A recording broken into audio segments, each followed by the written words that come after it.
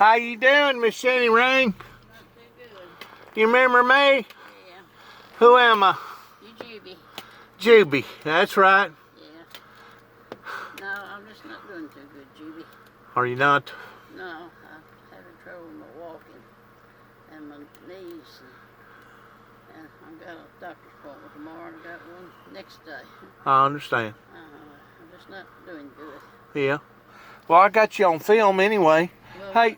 but when you get 90 years old, you can expect not to Is that what you are now, 90? Yeah. Really? 91 in January. 91 just within the next 3 months then.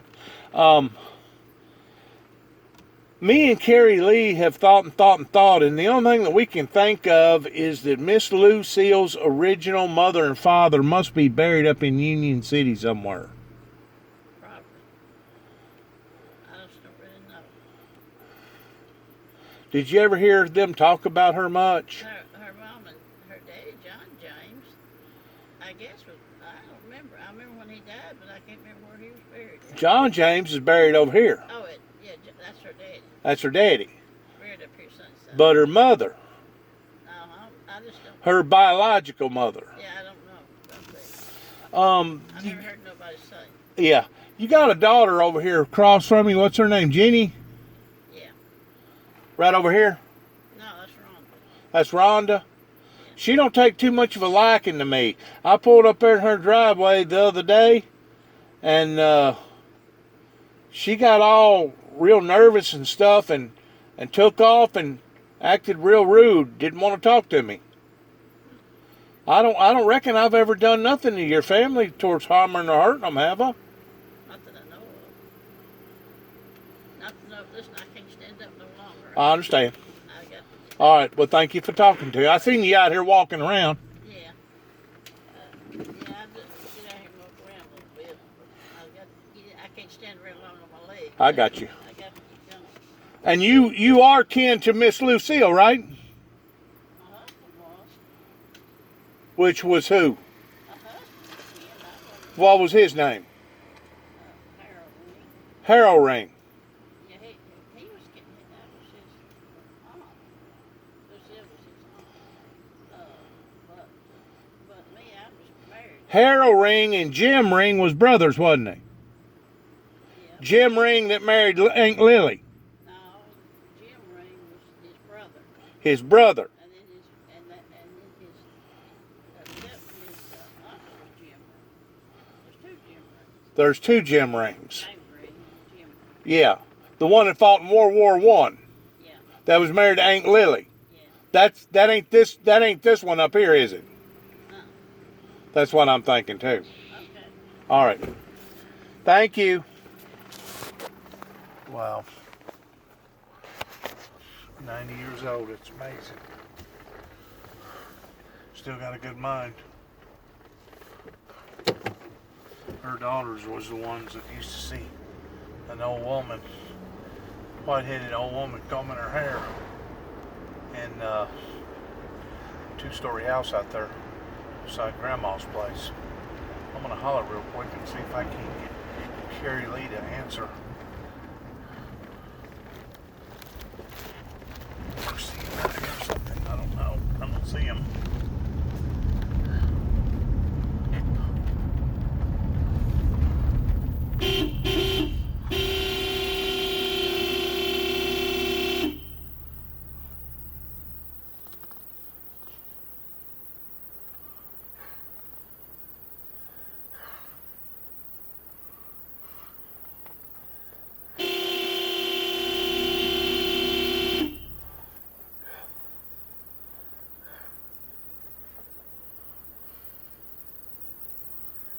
See nobody coming.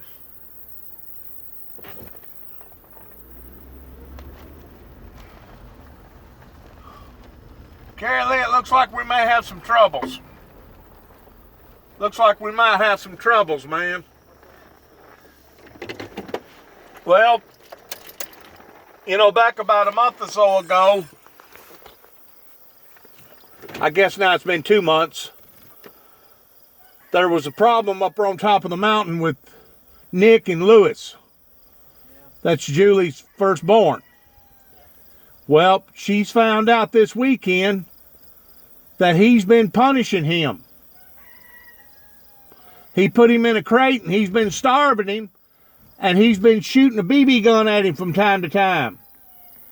That boy's a grown boy. He's told him to be in the military. What's he doing that for? Insane, I guess. The way that I have analyzed it, I think that Nick is purposely trying to provoke Lewis in killing him, taking him out of his misery. That way, it not only eliminates one problem, but also it'd be Lewis's death sentence towards him having to go to jail the rest of his life because he committed a homicide against his father. You know, whenever the devil gets in something like that, he's out to kill, steal, and destroy, and he don't discriminate. He don't, yeah, you know what I'm saying? He'll take two out just as easy as he will one. But right now, he's hooked up to an IV. He's hooked up to life support. Lewis is. He's in the intensive care because Nick's done starved him almost to death. So he didn't get away from him then? The cops had to go up there last night and get him. Yeah, I reckon they did. Well, I don't know. I don't know what to think on that. The cops had to go up to Nick's house last night and pick him up, Lewis, and take him to a facility. Well, they got to checking him out, and he's deteriorated so much as far as losing food and losing muscle mass and stuff like that. He's just basically a walking skeleton that they had to hook him up on an IV. He get time over that. I think so too. Well, even if he's over 18 or over 21, that's abuse. But I told Julie, I said, Julie, you're going to either have to have proof or you're going to have Lewis to testify against his own father. I said, if not, the prosecuting attorney is never going to go after him. I don't know. They may now. They do things different now than they did in the old days. Yeah. Really? Something like that. They will. They'll consider him a threat. You know, if he's capable of doing something like that. A threat to not only himself, but the threat to those around him. Well, yeah, anybody. If he'll do that for him, they'll figure he'll do it for all. I mean, if you're going to cage somebody up and put them in a crate, you know, sometimes we hear of horror stories like that way off where a guy has captured a girl and kept her in the basement, and kind of like that deal that happened, Silence of the Lambs, to where that dude would kidnap those women and starve them. That way he could use their skin. Look what Donna's first husband did to me. He electrocuted me, burned me with propane tanks, and everything else. He was, if anybody deserved to go to prison, he did. He would burn people with propane. Shit, he did me. Burned me with red hot cold hangers, electrocuted me, and everything else. Would you? Yes, he did. Would you? Yes. According to Julie, he actually tried to rape you, or did rape you. He did a lot of things. Really? Yeah, kid, if you process had been served on him, they'd had him swinging from the end of the road. Just a sick mind. Yeah. Is he the one that wound up becoming a transvestite? Yeah. That become a man that become a woman? Yep. That guy's 17 years old now. Now, what do they call them today? Is that what they call? They got a abbreviation for them, don't they, nowadays? I've heard of drag queen, transvestite, Transgenders. See, I tell you, if I had a problem with that, if I had a boy or a girl over 18 and a transgender person come to the same bathroom where they were, I wouldn't like it. You know what I'm saying? Well, it ain't normal. It's not. You see, here's the thing. Gay rights now, it's getting to the point they've got more rights than we do. They've got more laws. It's one thing if they're going to live that way. When they got more rights than we got, I've got a problem with it. Oh yeah. You know, that's not right. And so does the homosexual and the lesbians. They have dominated the heterosexual people now. I tell you, for what it's worth, I can tell you this too. I told somebody here just the other day about, well, actually it was an elderly man in his 80s from downtown. He was telling me that the Democrats today are not representing the poor people and the farmers and the working class blue collars like they did in the old days. I said, yeah, stop and think about it though. Why is that? All the politicians, even in their 70s, they didn't live through the Depression, World War II. Right. They've been probably going through the mouth and different today about what they were 50 years ago. They're not. Well, I don't agree with a woman having the right to do whatever that she wants to with a man's baby simply because she decided to sleep with the wrong boyfriend during the wrong month. Well, You know what I'm saying? Because originally, abortions was supposed to have been for rape, incest, and it was supposed to have been in case the child was in danger inside the womb or the mother was in danger. or if a young girl, 13, 14, was mentally retarded, And couldn't yeah. take care of a child. I mean, it's like I said, everybody says, well, a woman's got a right to choose whether or not to have an abortion. Well, I think a woman's got a right to choose to use birth control. She's going to sleep around like that. You know, what it all boils down to is they are addressing the effect, not the cause. You know, Yep. that's like the deadbeat dad syndrome. You know, we're all going to hear about these men won't pay child support. These women let themselves get pregnant with men that didn't work from day one. Right. They didn't become deadbeats overnight. They work for the word go. Right. They never work. Never, Right. Right. You know, Right. so. Well, I'm just letting you know, pertaining to Nick being stage 4 cancer, me and him texted yesterday evening, I guess for about 3 or 4 hours, and I could tell by texting it because he wanted to call me up and talk to me. I said, no, I ain't talking to you. Have you ever met him in person? Yeah, one time. He's Italian. You know, they do things different than we do. I'm not saying it's right. It's a different culture. See, he was the one that tried to persuade Julie, and Julie not allowing for me to visit Julie whenever I was already out at Sacramento, California, within an hour drive of Julie. They tried their darndest to keep us separated, and finally Julie called me back and she said, you know what? I'm going to do the right thing. Dennis, you're my cousin, and you're more than welcome to come here. So I went there and stayed for almost a month, and me and Julie since then has connected. Now, I just got off the phone a while ago with your sister, Joanne, which is Julie's mother. And she had no earthly idea that Lewis was on life support. I said, yeah, he's on life support. He was almost dead by the time the cops got up there. Sure to leave permanent damage. Sure he will. Is that not cruel? He's 19. But he's been brainwashed. And what I think, I can't prove it, and of course he's probably not going to own up to it. I think he was so miserable that he wanted to provoke his own son in taking his life. That way, he wouldn't have had to stood in front of the Creator of taking his own life.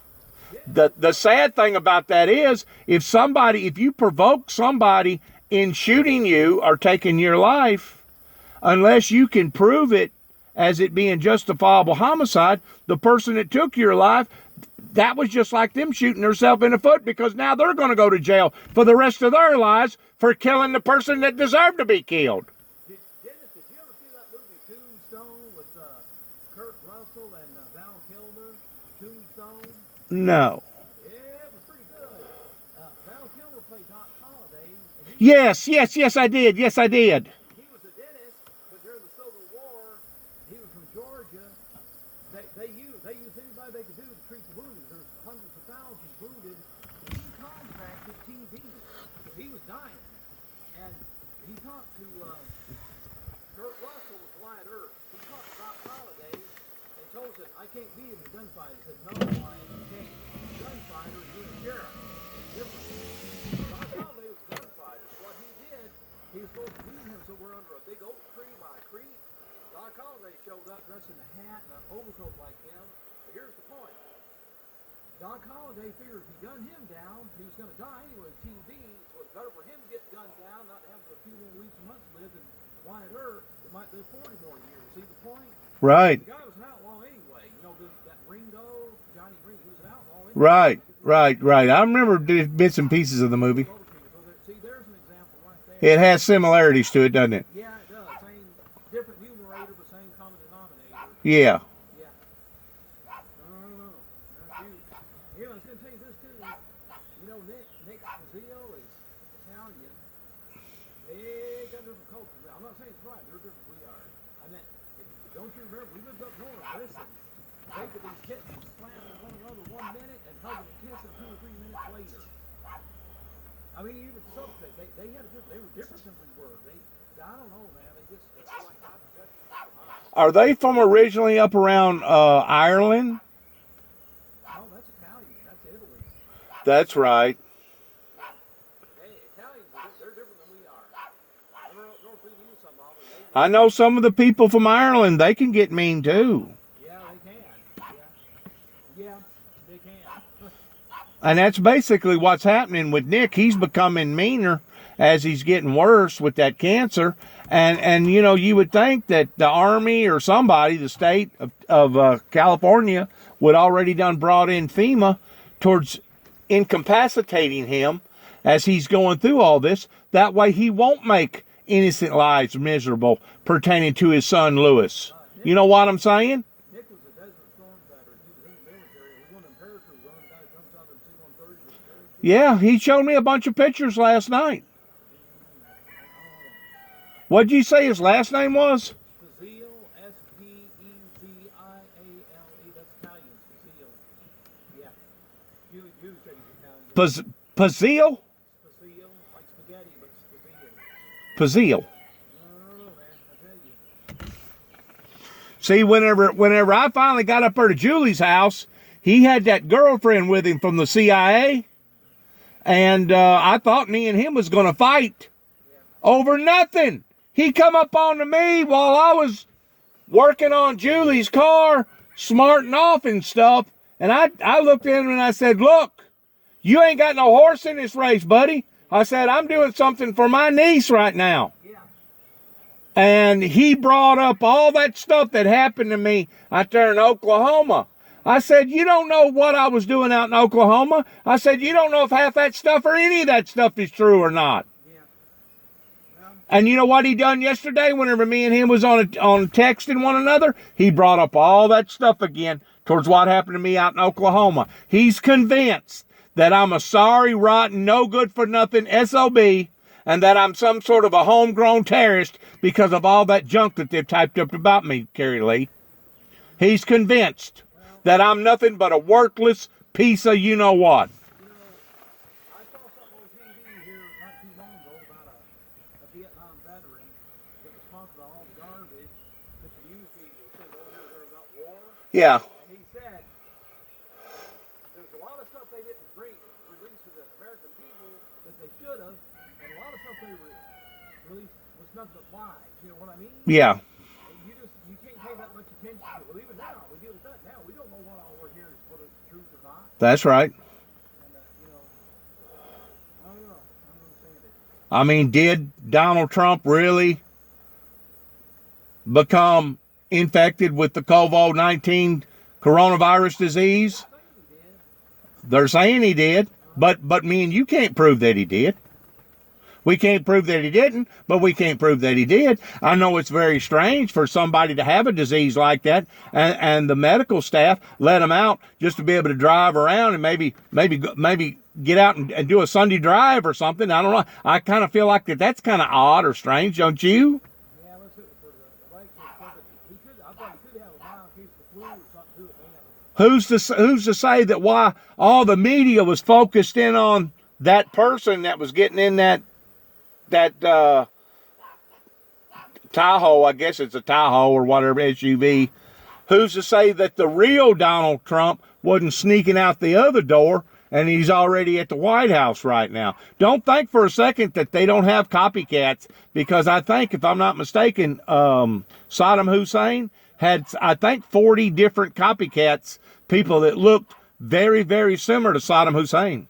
Yeah, let me tell you something. We're living in a time right now of uncertainty. I don't know if this is true or not, but I saw something on TV one time that where Joan, I know France, they've had all kinds of wars. Joan of Arc lived during the 1200s, that one that led France in a war against England, and she was burned at the stake when she was something like 20 years old. The person nuns examined her and said she was a virgin, never been with a woman. That I saw something on TV where her father was the king of England and had her illegitimately by a French woman, but he had a daughter that was the same age, so the Queen of England, and they swapped places. So the real Joan of Arc was a princess in England, and that was a legitimate princess was burned. She did that for a sacrifice for political reasons.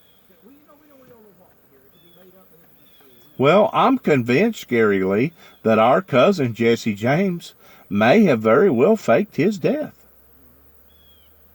They could have. That may have very well been a fake death.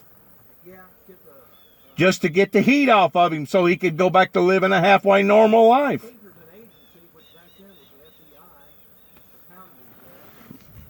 Alexander Franklin, James Franklin, he turned himself in and he got up with good behavior when he was real old. They couldn't find the gold. Well, see, back then they didn't have witness protection programs like they do today. No, they didn't. Today they've got witness protection programs to where you can actually change your whole identity, your name, your everything about you, and the government can place you in South America or out in California or wherever, Canada or France or wherever, and you can basically start your whole life over again. Another thing back then, they didn't have DNA.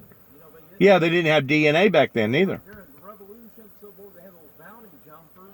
There was men 20 and 25 times they would jump, get like the $500 enlistment fee, jump, dessert, and get a new name and grow a new kind of beard or mustache. They didn't have photo ID. They couldn't trace them back then. But let me ask you something. If all that stuff that's coming out about Nick right now, Yeah. pertaining to Julie, as far as I'm concerned, he needs to spend out the rest of his life in behind bars if he actually done that to Lewis, because like we was talking about, Lewis will be scarred the rest of his life. If he ain't scarred physically, he'll be scarred psychologically the rest of his life. You know what I'm saying? He will. Yeah.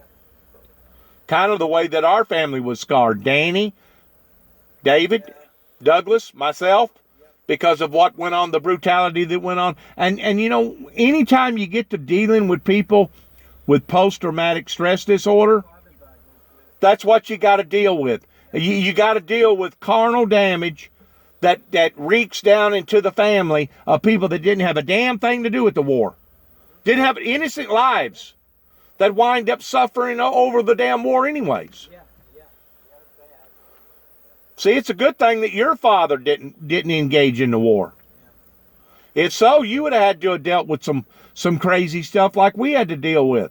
Yeah. In which y'all still had to deal with some crazy stuff because Charles wasn't no saint by no call.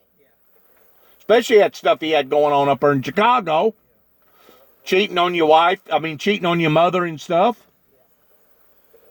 There was about 4 or 5 years there. As far as I'm concerned, Charles kind of lost it. And it was the prison life that straightened him back out, that got him back on the straight and narrow. Took about 4 years out of his life. Yeah, he didn't want to have to go back again. He didn't have to go back again. No. But he was a changed person whenever he come out of that jail cell, wasn't he? Yeah. Yeah, did a lot to it. In comparison to the what he was up in Chicago Oh, yeah. and down in Georgia Yeah, right. and up around, hanging around Walking Tall, Buford Pusser. They spent a lot of time together. I know that. Yeah, they did. I thought that's kind of peculiar how a man of organized crime is the next lawman to that kind of to me. That was a little bit weird. Yeah. And like you said, whenever Shane wound up having that bad motorcycle wreck, how many times did Buford come to the hospital? Well, he come in a couple of times. Yeah. Yeah. Of course, he liked kids anyway. He could have been a publicity guy. I don't know. Still, yeah. May have been, I don't know. He was young when he died. He wasn't 39. He hadn't even had his daughter. No, you knew about the daughter dying, didn't you? Joanna, that daughter, she was here. She died here about 2 or 3 years ago. No, I didn't know that. You read about that house that they grew up in Adams, downtown Adamsville. She was the superintendent of that. It was like a tourist site. Did she commit suicide? No, she went to bed, didn't wake up. They think she had an aneurysm or something, or a stroke in her sleep. Really? Yeah. But she was young. She was 58. What was her name? Dwana, D-W-A-N-A. had an aneurysm and asleep, and it was just out of the clear blue. No, they did an autopsy. It was a stroke. It was just, natural. What anything? Nobody didn't do something to her. Her Huh. husband was on a construction route somewhere in Arkansas or somewhere. Yeah. So he wasn't there, and she was there at work earlier that day, and she went to bed, and she signed 3 or 4 books, and then later down went on home. That was the last signature she made. Not knowing she wasn't gonna wake up the next morning. Yeah. I've run into some of the kin folks like nieces and nephews and stuff like that, and they'll tell you horror stories that whole family fell apart after the death of Buford, and it was almost like a demonic plague fell upon the whole family to the point that a lot of them sought drug abuse and alcohol abuse, and I mean, some of them committed suicide. I mean, the whole family got ripped apart, man. Have you ever seen the movie Walking Tall, where that drive-by shooting, they killed his wife? Yeah. Everybody down there told us that he killed her. That was him. They said them two were all the time getting after each other with guns, fighting, arguing. Yeah. And they think that when the drive-by shooting, it really was drive-by shooting. Now this is what people down there said. They think he just unholstered his gun and pow, shot her and told her the bullets that was in my gun. I used that shooting back at him. I've been to the area where all that happened at, right down there, pretty close to Mississippi state line. You see, because they said the wounds that was consistent with Pauline Puster was not consistent with the machine gun bullets that come by the side of the car. Hey, you can look all that stuff up online, and they'll tell you the feet, the geographics, north, south, east, west, where it was, from the line. I mean, they'll tell you exactly where all that stuff happened at. Yeah. We woke up when he got killed. Somebody called us up at 5:30 in the morning. Daddy got up and answered it. There's something